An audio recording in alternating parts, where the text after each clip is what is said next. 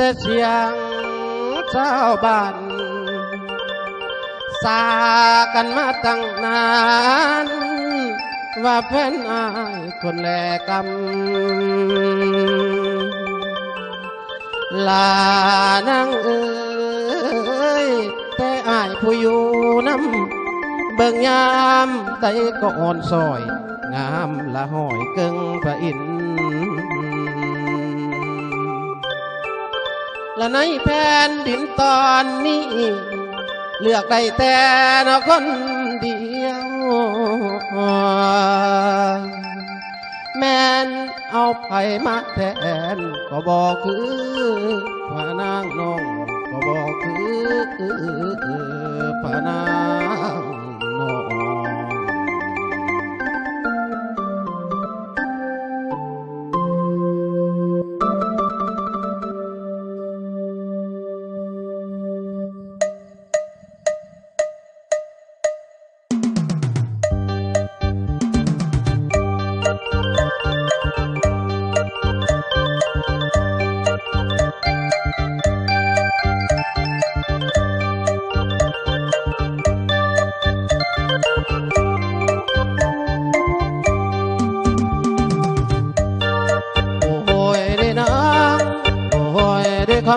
งามได้น้อ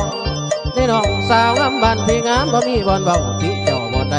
งามสักใจยามเมื่อทำงานปาฏิพานพาจ่าละมวนหูฟังได้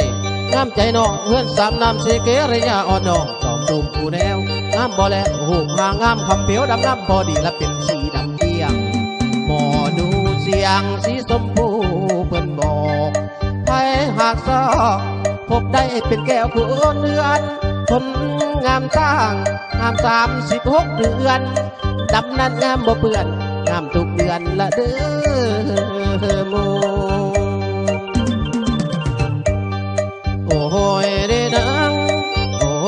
เด้คำดำคือน้องไม้ปองหักยิงหักจนนอนกอมยิงเคียงกลางผู้พื้นหักลาบเดินลืมดินสวรรค์ตัดใจมานำกันหันใจมานำเดี่ยวเกี่ยวมาทางดีโตให้ดีเพราะน้องมีอย่าให้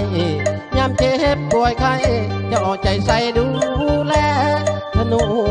นอมตุบตอมคือกับแม่ไอ้หักน้องแท้หักคนดำแหล่บ่จืดบ่จางโอ้ยเด้นังโอ้ยเด้คำเหลือแต่หัวไอ้ก็ยังสิกิ่งสิตามหาแม่ยิ่งคนสีทุ่ม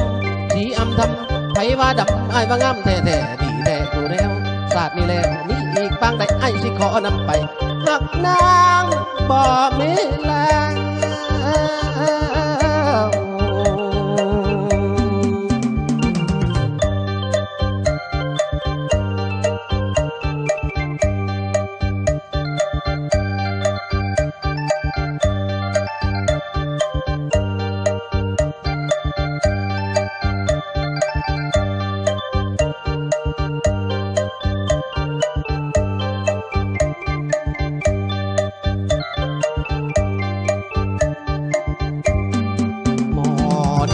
อย่างสีชมพูเพิ่นบอกให้หากซอกพบได้เป็นแก้วคุณเดือนคนงามสร้างงาม36 เดือนดำนั้นงามบ่เปื่อนงามทุกเดือนละเด้อโอ้ยเด้นังโอ้ยเด้คำดำคือน้องไม้ป่องหักยิงหักจนนอนกอมกิ่งเพียงกลางผู้พื้นหักลาบเดินลืมดินสวรรค์ตัดใจมานำกันหันใจมาน้ำเดียวหันใจมาน้ำเดียวและเกี่ยวมาทางพี่โซ่ไอ้ดีเพราะน้องมีอย่าให้ยามเจ็บป่วยไข้จะเอาใจใส่ดูแลถนอมตุ่มตอมคือกับแม่ไอ้หักน้องแท้หักคนดำแหล่บ่จืดบ่จางโอ้ยดีนะโอ้ยดีคำเหลือแต่หัวไอ้ก็ยังสิกิกสิตามหาแม่ยิ่งคนสีทุ่มสีอำทำไผว่าดำไอ้ว่างามแท้ดีแท้กูแนวศาสตร์นี่แล้วมีอีกบางใดไอ้สิขอนำไปหักนางบอกมี